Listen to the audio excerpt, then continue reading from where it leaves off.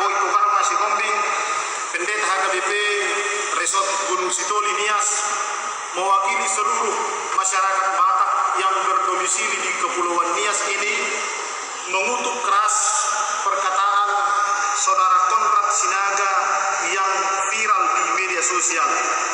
Kami pastikan seluruh perkataan Saudara Konrad Sinaga terkait menantu perempuan Nias yang harus menyerahkan keperawanannya kepada orang tua mempelai laki-laki adalah tidak benar.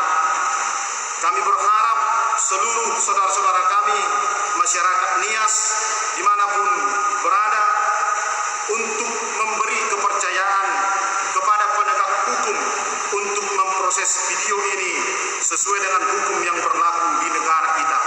Dan kami berharap kepada pihak kepolisian, khususnya Polres Nias, untuk memproses secepatnya seluruh laporan dari teman-teman terkait dengan perkataan Saudara Konrad Sinaga ini. Demikian kami sampaikan.